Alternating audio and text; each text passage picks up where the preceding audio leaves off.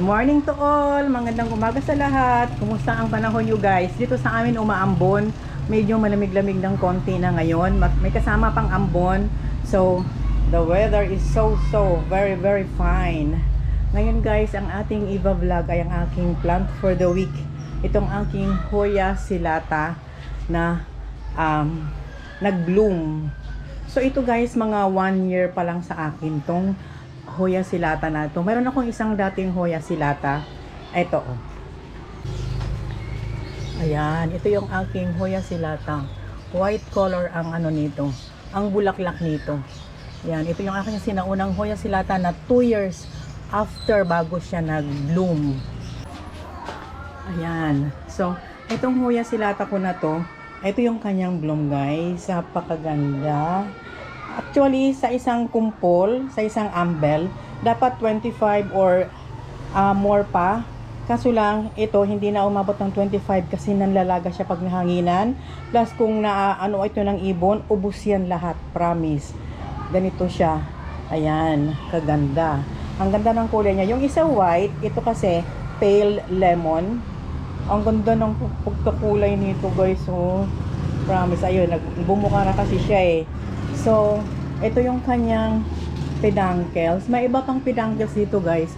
Nagbo-bloom na to, pero nanlalagas or minsan naman na ano ng ibon. Ito oh, mayroon ito dito eh.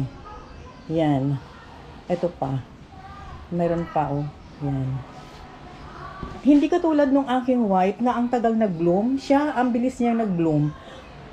Siguro depende rin sa lugar. At ito kasi, lantan talaga siya sa lugar na talagang walang nakaharang sa kanya.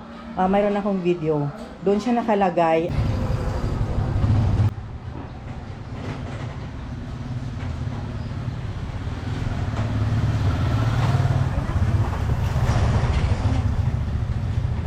Okay na? Pwede na? So, tsaka sa gabi malamig, sa araw mainit. So, yun ang gusto nilang temperature, guys. Ayan.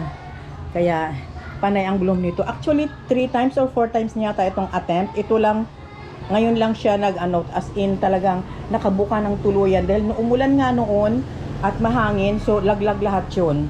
Ang bilis malaglag nito. Ang bulaklak nito, umabot siya ng week. Yan. Ang ganda nitong halaman na ito guys. Ito kasi tinatawag dati na pubicalix. Yan. Ito yung ating pubicalix dati. Binago lang yung pangalan niya. At nagiging Hoya silata na siya.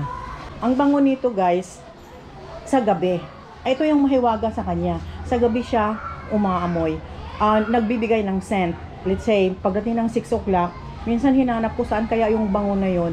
Nung first time na na-experience ko, yung pala kay silata pala yung bango. Ang ganda pang tingnan, mabango pa. So, ayan ang mahiwaga dito sa Hoya na to. Kaya, isa to sa gusto ko na halaman. May pagka mahiwaga. O, diba? At kung napapansin nyo, ang mga bulaklak, as in nakayuko sila. Yun ang characteristics nila, payuko sila. Hindi sila yung gano'n na nakatangad sa arawan or sa kung saan yung init. Hindi. Kumbaga mahiyain sila. Yan. Diba? Mahiwaga para sa akin. Kaya gustong-gusto ko itong mga Hoya na to. Ang daming ayaw ng Hoya mag-alaga. Bakit? Ang tagal kasi nilang magbulaklak. Pero kung magtiyaga ka talaga, nakikita mo yung mga bloom nila na pagkaganda-ganda talaga. So ito is pale lemon. Yan, mga star shape ang nito. Ang bulaklak nito. Mayroon akong isang Hoya dito. Itong anong pangalan nga nitong Hoya? Ito nakalimutan ko na siya eh. Ito ito? Ito si Hoya macrophylla. Ito, matagal ko na tong halaman guys. Siguro na sa mga 3 years na. Variegated siya. Tingnan mo yung bloom niya. Kulay maroon. Pero ang liit lang, ang konti. Siguro depende ito sa lugar. Hindi siya masyadong nakasagap itong kasi marami silang halaman.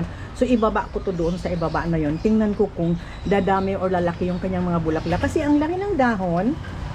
Oh, pero Ang liit ng kanyang bloom.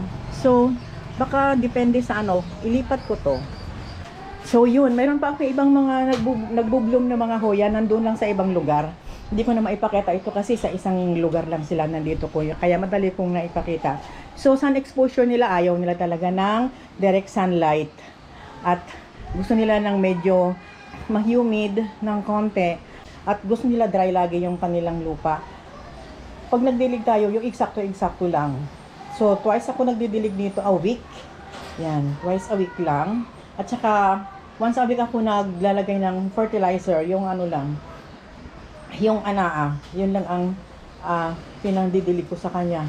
So far naman, okay naman.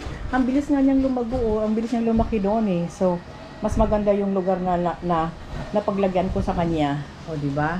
So, yun lang muna ang maipiflex ko sa inyo ngayon, guys. Yung aking namulaklak na Hoya ciliata, formerly named as Hoya pubicalis. See, kaganda ng kanyang bulaklak. Ang ganda niya. So, salamat sa panonood, sa pakikinig at sa oras. At please subscribe, like, and comment. See you next time, guys, on my next vlog. Happy Friday! Salamat! Bye!